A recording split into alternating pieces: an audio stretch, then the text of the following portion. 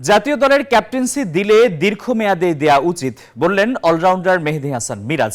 News 24 এর সঙ্গে আলাপকালে কথা বলেন বিভিন্ন বিষয় নিয়ে। এদিকে বিপিএলে খুলনার দায়িত্ব পেয়েও দারুণ রোমাঞ্চিত এই ক্রিকেটার। সাক্ষাৎকারটি নিয়েছেন সহকর্মী শুভ দেবনাথ। মেহেদী হাসান মিরাজ বাংলাদেশ দলের এর মধ্যে 2 ফরম্যাটে ক্যাপ্টেন্সি করেছেন।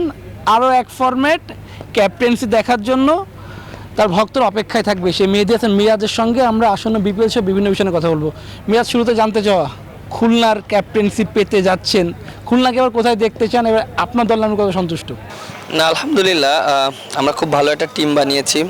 আর অবশ্য আমাদের টিম অনেক ভালো ভালো প্লেয়ার আছে, ইয়াং স্টার আছে, তারপরে সিনিয়র প্লেয়াররা আছে। সো আশা করি ভালো একটা কম্বিনেশন হয়েছে আমাদের টিমের ভিতরে। বিপিএলে ক্যাপ্টেন্সি করছেন এবং খুলনার হয়ে নিজের দেশের জেলার হয়ে করছেন, অথবা নিজের বিভাগের হয়ে করছেন, আসলে কেমন লাগছে? নিজের বিভাগে ক্যাপ্টেন্সি করতে পারছেন, আপনার অধীনে রুবেল ভাই রয়েছে, নাসুম ভাইরা খেলছেন। না, আলহামদুলিল্লাহ, দেখেন যে খুলনায় এর আগেও আমি একবার খেলেছিলাম 2019 সালে। আমরা ফাইনাল উঠেছিলাম, আনফরচুন আমরা চ্যাম্পিয়ন হতে পারিনি। এবার নিয়ে সেকেন্ড টাইম খেলছি, বাট অনেক এক্সাইটেড যেহেতু খুলনায় খেলছি। খুলনা একবারও শিরোপা জিতেনি, অবশ্যই চেষ্টা থাকবে খুলনা যেন চ্যাম্পিয়ন হয়। জাতীয় দলের ক্যাপ্টেন্সি 2 ফরম্যাটে করেছেন, ক্যাপ্টেন্সি কতটা উপভোগ করেছেন? আপনি তো বয়স ভিত্তিক দল থেকে ক্যাপ্টেন্সি করেছেন, সেই অভিজ্ঞতাটা ন্যাশনাল লেভেলে কতটা কাজে এসেছে?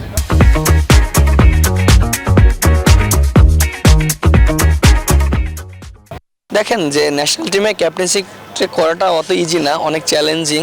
এবং আমার জন্য ফার্স্টের দিকে অনেক চ্যালেঞ্জ ছিল, কারণ দেখেন যে অনেক প্লেয়াররা ইনজুরি ছিল, আমাদের নিয়মিত প্লেয়াররা অনেককে পাওয়া হয়নি, সেজন্য হয়তো অনেক জায়গায় আমরা ভালো করতে পারিনি। বাট ওভারঅল আমার কাছে মনে হয় যে অনেক কিছু শিখেছি। যে ওডিআইতে ক্যাপ্টেন্সি করেছি, টেস্ট ম্যাচে করেছি, অনেক কিছু শেখার ছিল। আর আমার কাছে মনে হয় এই জিনিসটা হয়তো ভবিষ্যতে কাজে লাগবে। 2024 সালটা স্বপ্নের মতো গিয়েছে আপনাকে, টেস্ট বলি, ওয়ানডে বলি, 1000-এর উপরে রান রয়েছে, অনেক উইকেট রয়েছে। না, আলহামদুলিল্লাহ, 2024 সালটা আলহামদুলিল্লাহ খুবই ভালো গিয়েছে, আর এটা কন্টিনিউ করতে চাই।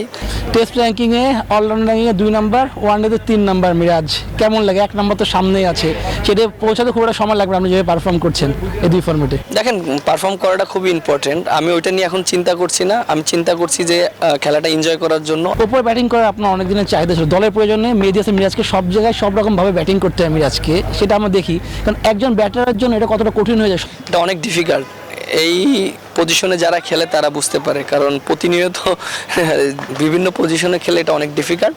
বাট হয়তো এখন থেকে একটা পজিশনেই খেলবো ইনশাআল্লাহ। সামনে এই বিপিএল এর পরে চ্যাম্পিয়ন্স ট্রফি, সেখানে অ্যাডাপ্ট করতে কত সময় লাগবে? আলহামদুলিল্লাহ, যেহেতু বিপিএল আছে, বিপিএল একটা ভালো অপরচুনিটি থাকবে প্রত্যেকটা প্লেয়ারের খেলার জন্য, এবং এখানে পারফর্ম করলে চ্যাম্পিয়ন্স ট্রফির জন্য সবার জন্য ইজি হয়ে যাবে। দুটা সিরিজে ক্যাপ্টেন দিলে একজন ক্যাপ্টেনের কাজটা কঠিন হয়ে যায়। দেখেন, একটা জিনিস দেখেন যে এটা সম্পূর্ণ বোর্ডের ডিসিশন, বাট যাকেই দেবে দীর্ঘ পরিকল্পনাভাবে দিলে জিনিসটা তার জন্য অনেক ইজি হয়ে যাবে। Thank you Miraj. দর্শক এতক্ষণ আমাদের সঙ্গে ছিলেন মেহেদী হাসান মিরাজ, তার না বলা অনেক কথাগুলোই জানলাম, এবং তিনি সেটি বললেন যে ক্যাপ্টেন্সি দিলে অবশ্যই দীর্ঘমেয়াদী ক্যাপ্টেন্সি দেওয়া উচিত, সেক্ষেত্রে সে ক্রিকেটারের জন্য ভালো এবং দল গোছাতেও উপকৃত হয় সেই ক্রিকেটার।